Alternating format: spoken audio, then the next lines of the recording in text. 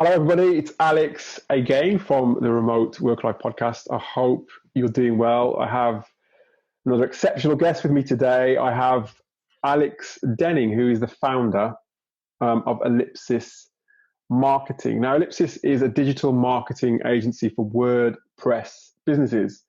And their clients are WordPress product businesses and WordPress agencies. And I want to say a big thank you, Alex, to you for joining me today on the Remote Work Life Podcast. Yeah, thanks for having me. Excellent. And as I always do, I'm quite inquisitive when it comes to getting to know my guests. I want to know their backstory. How do they get to where they are now?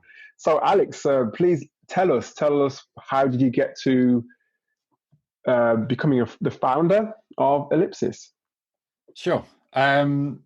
So I have been working remotely full-time for the last 4 years now.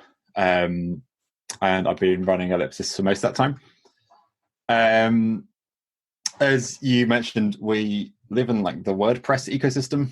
So WordPress powers a third of the internet. And there's a big ecosystem of products and agencies, products and services around that.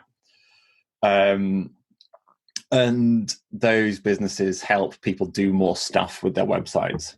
So like on the agency side, for example, so like all of Facebook's non-Facebook product stuff runs on WordPress. And one of our clients like handles that for them. On the product side, like, I don't know, you might want a contact form and then you can purchase a plugin to do that. Or you might want a contact form which integrates with your CRM and does a whole bunch of automation stuff and also lets you sell stuff. And you can see how it gets out of hand quite quickly. That's where we live. That's what we do. How did I end up here? I guess by accident, because I like solving problems. And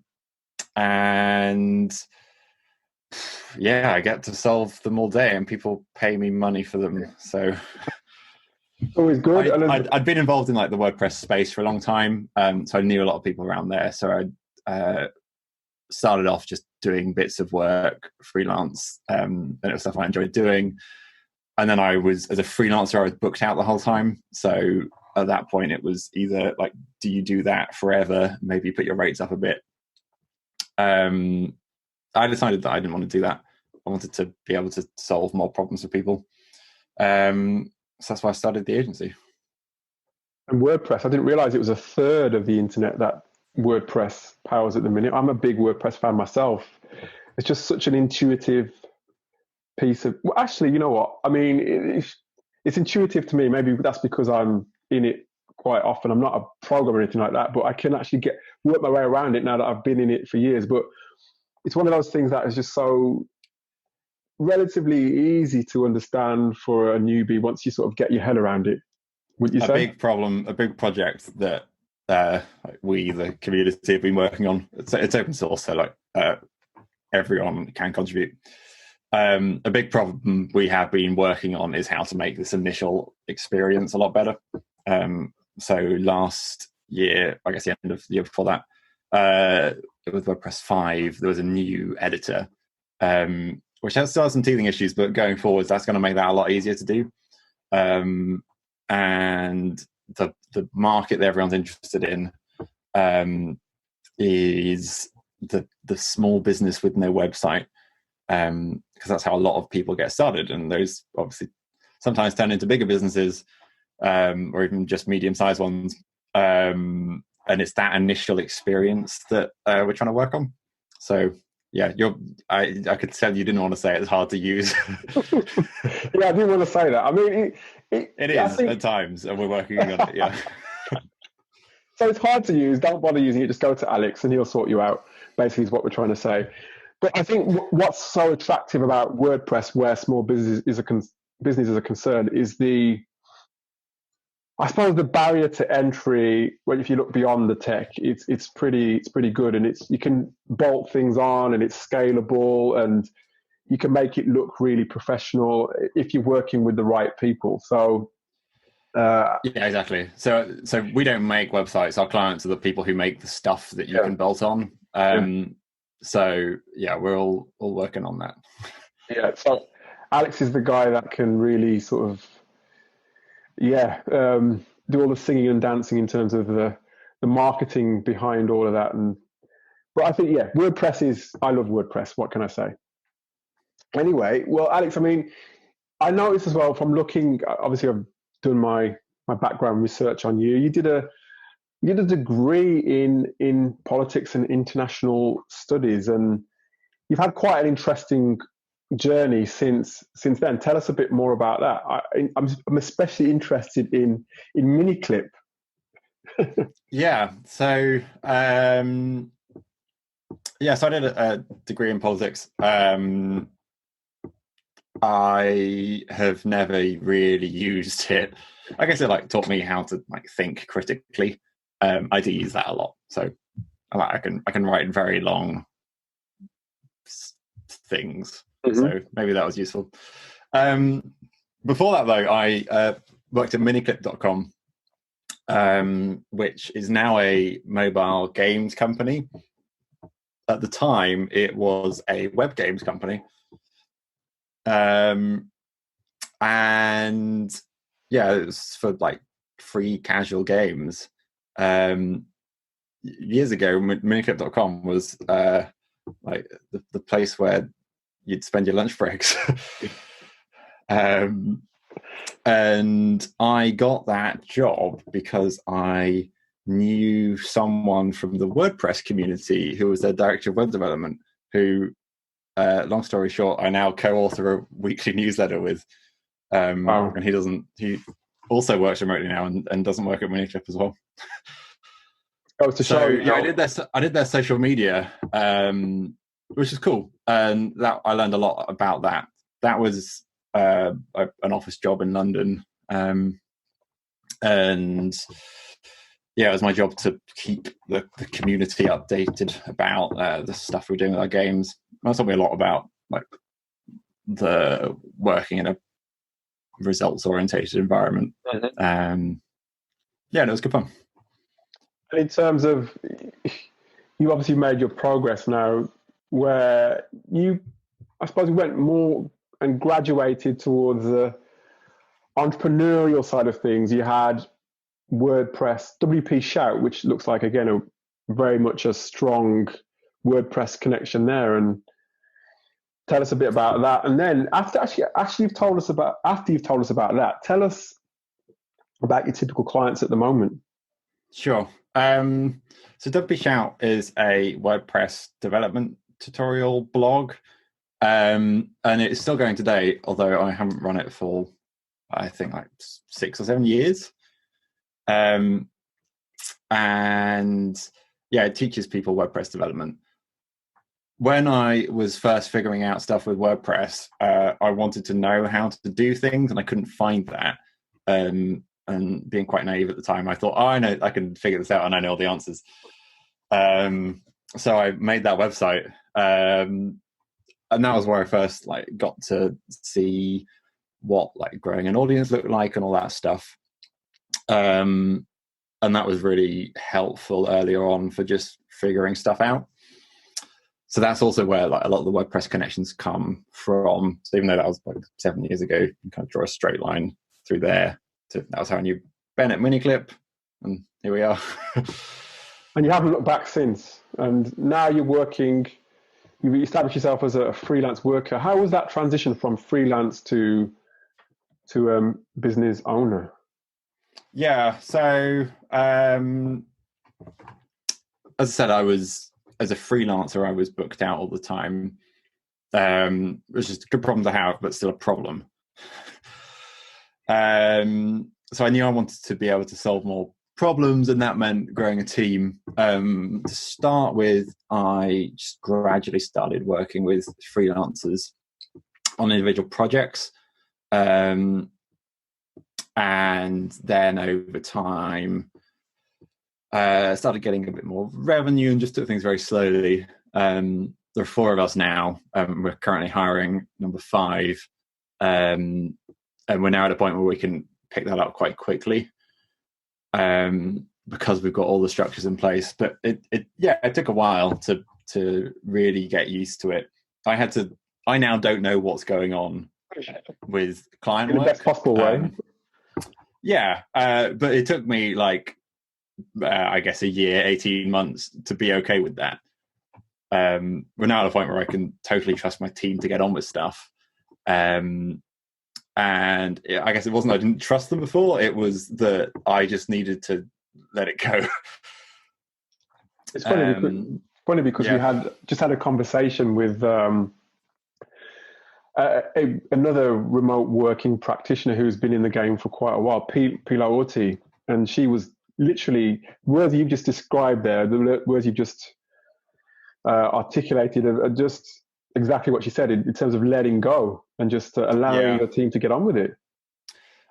Something that a kind of big, really useful book I read last year. It's called High Output Management. It's by the former president of Intel. There's one thing in that he was saying that here's this analogy where I want to delegate to you holding these scissors, and you give your team member the scissors, but then you hold on to them by the top so they can't take them, and then you say, well, why aren't you holding the scissors? It's because you haven't let go of the scissors. And I just read that and thought, oh, that's me. I like that analogy though, because it's just it's good. It's good. It says everything all in one go. I mean, if you don't let go of the scissors, how are they supposed to get on with things and start the work? So after I let go of being responsible for holding the scissors, then we start to make a bit of progress. Excellent. So what's the makeup of your team now? You said you've got 4 in the team. So we have a head of content and conversions, and Natasha leads our content and conversion focused projects. So that's our regular content marketing stuff, which is probably most of our work day to day, as well as our copy projects. And recently we've had email into the mix as well, because again, it was just responding to what people were asking us for. And people were asking us for email, or other people weren't doing their email, and it was a really good opportunity. So we figured we needed to step in for people. Mm-hmm. Kaylee's our SEO specialist. She's our SEO content manager. So she does our specialist SEO stuff and also a lot of the content process. And she joined Seller this year, has let us add just more capacity and expertise around SEO, which has been great so far. And then Peter handles our promotion and outreach stuff. We're currently hiring a conversions manager who's going to just add more capacity for our conversion focused projects. Mm-hmm. Okay, conversions. Okay. Yeah. That's good. I mean, what I'd suggest as well, if that is you, if you're listening out there and you are a conversions manager or have worked in CRO. Yeah. CRO, that we kind can't of stuff. We stopped using CRO because our clients didn't know what it meant. Yeah, exactly. CRO, if you know what that word means, then you're probably the person for this job. So what I'd urge you to do is get across to Ellipsis's website, which is getellipsis.com, and have a look before you reach out and speak to anybody or apply to the job or anything like that. Look at the website. Something I should do, which I haven't done, is we don't have a careers page. So if you want to actually apply, it's on weworkremotely.com. I'll tell you what, though, there's so many small businesses that don't have a careers page, but I think just as important as having a careers page is having the content so that people can understand what the business is about. And so we do have that, and we're so small that when people tell me that they've been following us for a long time in their cover letters, I just don't believe them. So there's a tip for you. Don't just put that into your cover letter. Make it a bit more, pay a bit more attention to detail, and I think it would help as well if you know a thing or two, I guess, about WordPress, I'd assume. Yeah, although that's not as essential as you would think, we can teach the WordPress stuff. I want the marketing expertise. Okay, well, big clue for you there. I mean, it's not every day that you get to hear the founder or the owner of a business talk about the kind of person that they want in the job. So it's a massive clue for you there if you're out there listening and you need work at the moment. So check out getellipsis.com and the team's content, SEO, promotions and outreach, and you're that conversions person who's just waiting to apply to this job. Yeah, let me know. Who knows? Okay, so in terms of, we've talked a bit about Ellipsis and how it's all got together, and a little bit, I suppose in a little while, we're going to talk about what this podcast was really, what I really want to talk about with this podcast, because Alex is really focused on really being able to focus while working. And I know that's a big problem, especially for people who are new to remote work, but it's not exclusively to that, to those sorts of people, because remote work has its challenges in terms of work. And I guess in the climate that we're living in now, we're not going to obviously go too much into that, but in the climate that we're living in now, I myself am at home. Believe it or not, I'm at home with my kids. You would never know. But I'm mixing homeschooling with work. So I'm trying to really put slots in place where I can do the homeschooling, which we did a bit in the morning, and then focus on my work and then other stuff around that. So Alex, I hope, can help me in terms of understanding what's called deep working. Have you ever heard that expression before? Deep working. So we're going to focus a bit on that in a moment. But before we go to that, I want to talk a bit more about your team, Alex, in terms of because I mean, I know there's some obviously managers out there, they're listening in terms of how they've gone from being in a co-located scenario to now being in a scenario where they're forced to work remotely, and they've had some challenges themselves, or having some challenges themselves. What challenges do you have when you were first starting out, other than you mentioned the trust issue and the letting go issue? Are there any other challenges that you had? Yeah, so I do think that doing remote work is hard. I think it's really good, but I also think it's hard. And it took me like years to get properly into a rhythm that really worked long term. So as we're recording this, there's a global pandemic going on. And if you are working from home for the first time, or you may normally do it 1 or 2 days a week, and now you're doing it all the time, it is going to be a shock. And my fear is that unless people take I feel like people might have a bad time, and that would be bad. And that instead of this being a great remote work opportunity, people might experience it for the first time and think it's rubbish. Yeah. And then go back to it. It is hard and it does require adapting. There's a couple of things that we do. So this deep work idea is a thing that I personally am a big fan of. We structure our communication asynchronously. Whether you want to do that for working from home for 2 months, I don't know, because it requires I guess if you communicate differently, it requires a totally different way of working. Of course. So we use Basecamp, and that means that it is set up for asynchronous communication, i.e., everything's on a task, and when you need something, you can say what you need on that task. It then goes to whoever you've sent it to, and they've got the time to write a proper response when it suits them, rather than just sending off pings through Slack or whatever, and demanding attention immediately. That lets people we talk about protecting attention, and respond when they're able to. For me, that unlocks the big benefit of remote work, which is you can set up your day to be able to focus how you want to do. If you've got to deal with like teaching your kids in the morning, then you can set aside the time later on to make the progress. That's really interesting.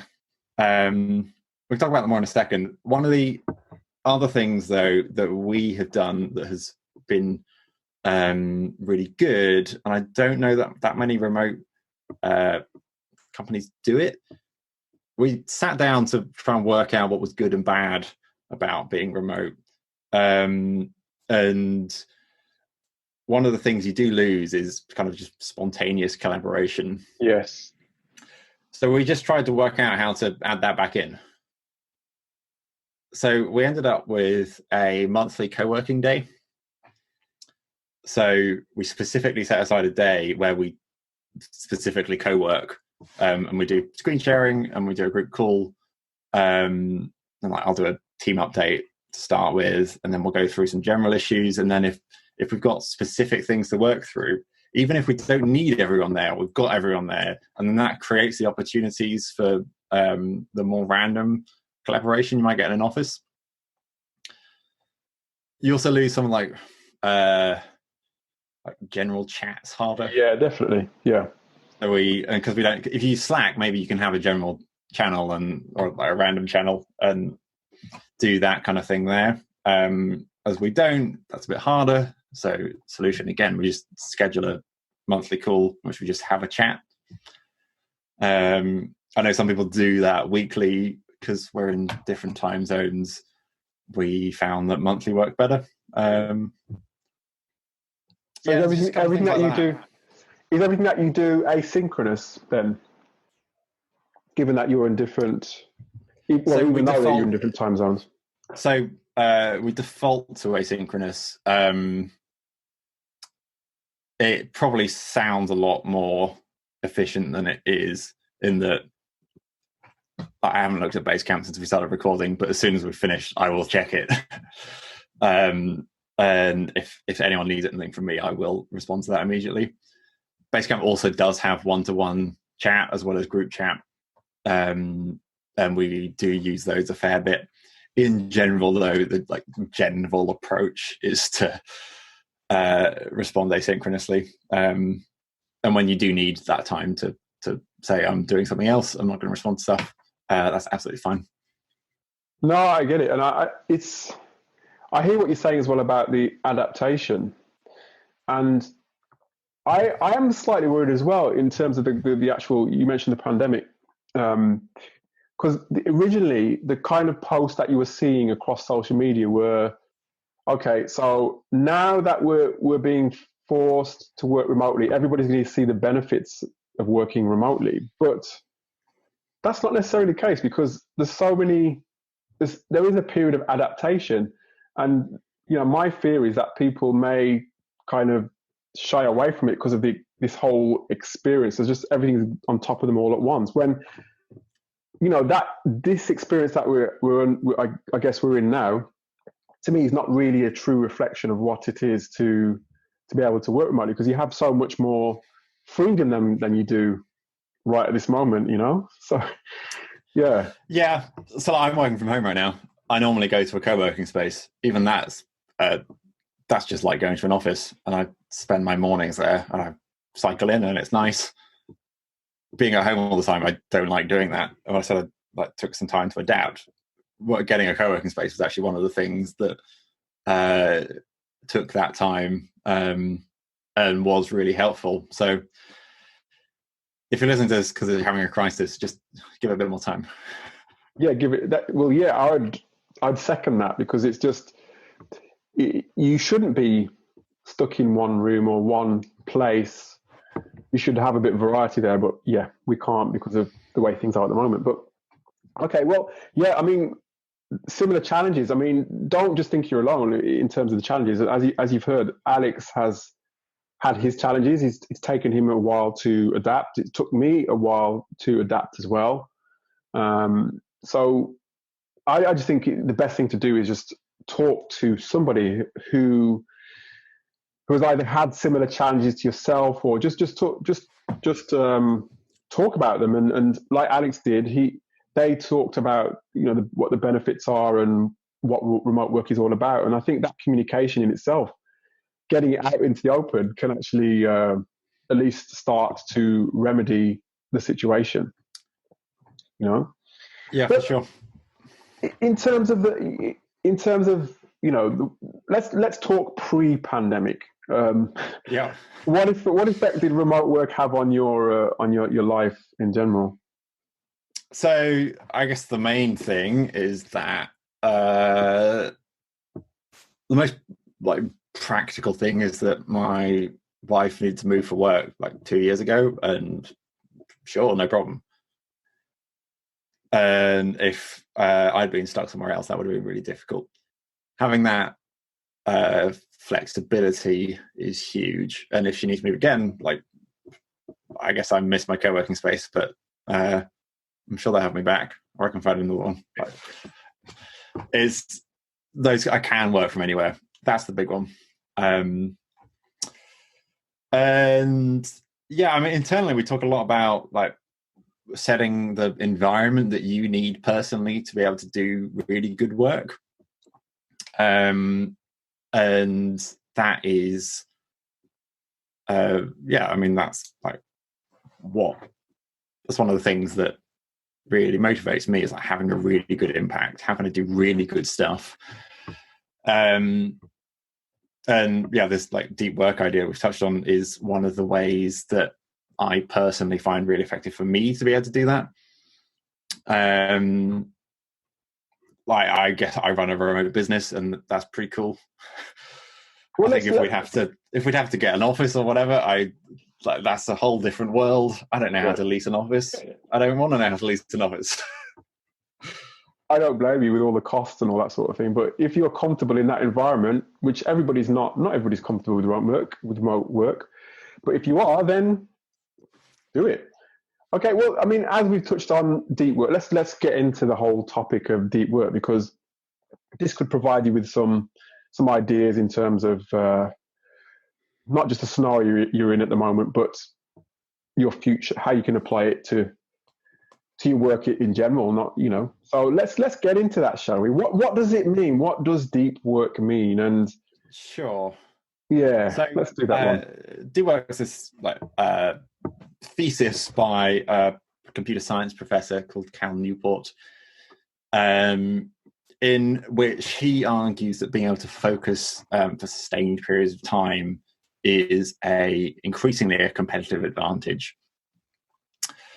And that we've forgotten how to do it, and people mainly do so-called shallow work, which is he defines as things that aren't hard and/or you could easily train someone to do in, say, 6 months. Whereas a deep work is a thing that provides these outside returns, and it is something that specifically you can do, no one else can do, and that's where you really drive value. And yeah, I came across this idea when I was starting to work remotely. It's really shaped how I do it. The idea is not especially complex. That's basically it. He has written a book on it, which I probably recommend, but it's okay. And the book's good because it repeats the message so much. If you just got it from that brief summary, then you're all good. Well, what I'll do is I'll leave any sort of resources that we talk about in the show notes, because I think this is useful. It's useful. Yeah. So I'll leave that in the show notes. What I wanted to ask as well about, I mean, obviously we're on this segment now about deep work. What are there any particular sorts of tasks that deep work is suited to, or is it just generally across the board? Yeah. So what Cal recommends is splitting up your deep and shallow work. I also mix in another book recommendation, a book called Work Clean, which is actually about how chefs organize their workstations. And one of the ideas in that book is process time. Mm-hmm. And if you're a chef, you need to chop up your veg before, I don't know what I'm talking about. You got to chop up your veg before you do the other chef stuff. Chef really, aren't you, on the side? Yeah. So in practical terms, that just that idea from that book was really helpful. In say, I schedule in, say, after lunch, half an hour process time, and that's where I deal with my emails. That's how I go on Slack and check any WordPress stuff. So I go on Twitter and respond to anything that needs like under 5 minutes, say. Anything over that is your deep work. And I guess you might need to, so like sending a specific hard email could be one bit of deep work. You've got to write a proposal. You might specifically schedule that in. Say I'm working on some strategy stuff for a client. I like to block out the whole day for that, and I don't have any process time on those days. And that means that when you say have your lunch, you've like got the opportunity to take a break, but also maybe you come up with the extra ideas which are going to move the needle for the client. Right. And that deep work, you've kind of given a good view of that. So it could be anything. I suppose it's not necessarily a standard time, but anything over that, anything that is not quick work, essentially, something that requires you to really sort of focus, sit down and really... let's call it 20 minutes. 20 minutes, okay. If it's an email that requires just a response, then that's ideal candidate for your process time. Mm-hmm. If it's something that requires more thought, it's something to set aside. So the big advantage of that is that you are much more effective with when you are doing stuff. So it's not, I see an email, I reply, and it interrupts me, and I get back to doing whatever I was doing before. Is because you focus all your attention and don't have these distractions available. It means that you're able to get them much more rich insights and better results that only you can get. And that's why it's so powerful. And what are how do you go about achieving an environment? I don't know, achieving your environment for deep work. So I need to know I'm not going to be distracted. That's a good one. I know a lot of people use noise cancelling headphones. I actually use like commercial ear defenders. Okay. Fair enough. That is really focusing. Oh my gosh. Yeah. Because I just couldn't find any noise cancelling headphones I liked. Not blame you. I'll put those on. So if I'm at the co-working space, for example, I found I wasn't getting good deep work there, and it was because there was too much happening. So I needed to block out sounds, and I now sit in the corner. So I just know I'm not going to be distracted. If I am at home, like I just find having headphones on helps. Just a personal thing. And yeah, I mean, it's like the system's taken me is always evolving. I have a daily planner which has hours, and I block out process time and deep work time in that. So I know, like, after this call, I'm going to do this. As we discussed, I'm realistically going to respond to my Basecamp messages, and then I've got something else to do. That removes a lot of friction because the next action you've got to take is kind of automated. The procrastination happens when you're not sure what to do next. Mm-hmm. So this just makes it easy to realize what you've got to work on. Part of the deep work stuff is taking breaks as well. So I take a lot of breaks, and I eat a lot of food because I found that's what I need to be able to do this stuff effectively. For a while, the focusing is tiring, and for a while, like, you get to 5:30 and I just want to sit on the sofa all evening. That's no use. So I now take a slightly longer lunch break and like have more to eat, and that's fixed it. But do you find that you get more done then than you used to before deep work? For sure, yeah. I now, for one of my things for this year is actually do less work. So I've cut my hours slightly, and I'm pretty sure that I get more done. Yeah. Do you also, I guess for this then to work, you also have to, your team has to know when you've got these sections of Right, work, exactly. Yeah. right? So if you were working in a business where fast responses were valued,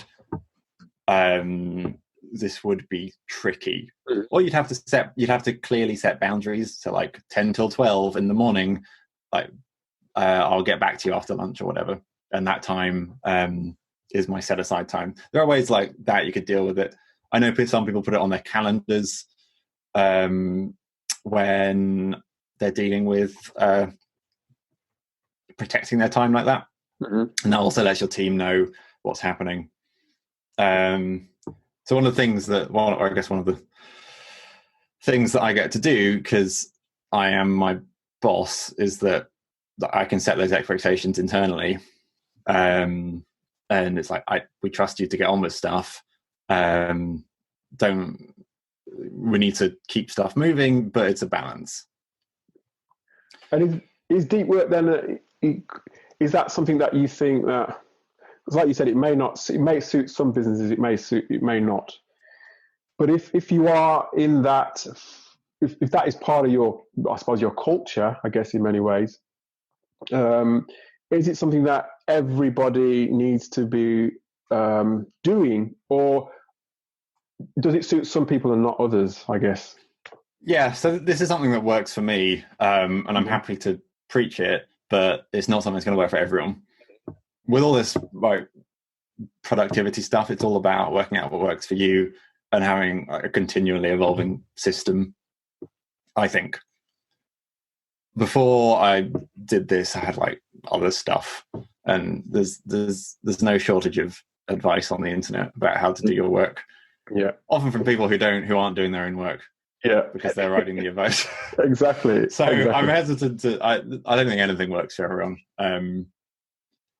I think deep work can work for pretty much every like knowledge business, and I suspect so. And the example, this is something that comes up in the book. The examples of where there is pushback, you're thinking, oh, that I can't do that because I have these special circumstances. My clients need to hear back from me faster. Cal talks about this in the book. Like they probably don't. Does your client want to have an email responded to within 5 minutes, or is half an hour okay and they get better results as a result? They'll take the better results. Of course. And I suppose that's what remote work is all about, is the outcomes, is the results. So it's all about freedom, and like maybe you're working from a different time zone, whatever. Yeah. Those are some of the nice things that currently we can't leave our houses. We don't get, but normal times, that's what remote actually looks like.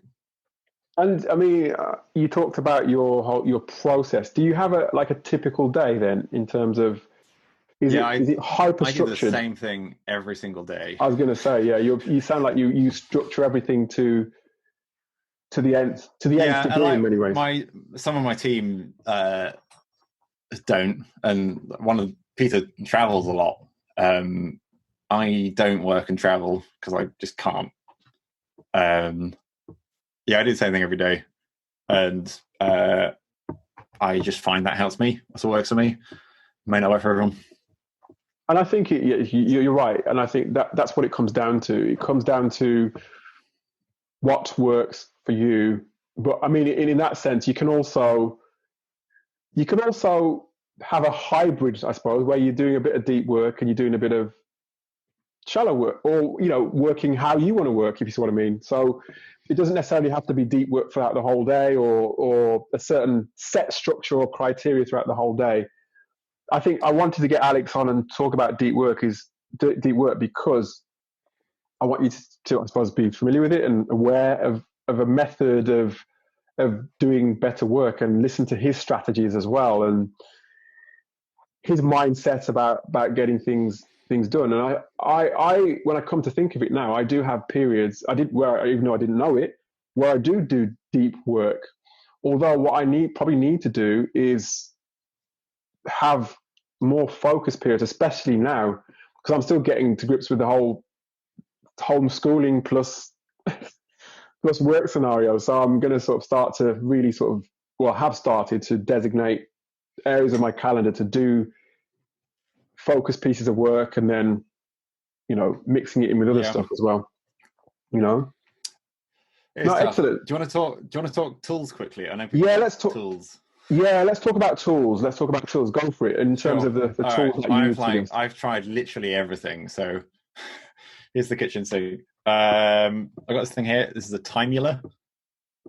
Okay, timula. It's a little 8-sided dice essentially, but it's you put what you're doing. So this one says email. You put it you're doing on your desk, and then it connects to your computer via Bluetooth, and then it tracks your time. Wow. Okay. Pretty simple. You could just, this costs like 50 quid. You could just get a dice and write some things on it, and that would be fine. The real benefit of this is it makes you consciously say, I'm doing this now. And then you put it down, and then your computer goes, time started tracking. That's pretty cool. Oh, that is very cool. Who makes that? Do you know? Is it? I think it's an independent company. If you Google Timula, you'll find it. Timula. Okay, I'll have a look for that. Never come across that in my life. Okay, that's a Timula. Yeah, that's pretty cool. I use a Mac app called Focus, which I think is heyfocus.com for blocking websites. That was a huge thing to start with. I don't use that so much anymore. All of these block your Facebook newsfeed, block your Twitter, whatever it is. If you're in the habit of constantly checking stuff, then having a thing to stop you from checking it is very helpful. And I'm sure there are Chrome versions or Windows versions or whatever. I have a kitchen timer on my desk. So if I want to do something for an hour, I put it on for an hour. I just find the ticking reminds me to keep focused. No, I tell you what, certain background noises can be stimulating in that sense, and ticking. That's another thing about setting intentions. It's I'm going to do this for half an hour, off we go. And then when you get to half an hour and it rings, you know you've either done it or you haven't, in which case you can deal with that then. Why not?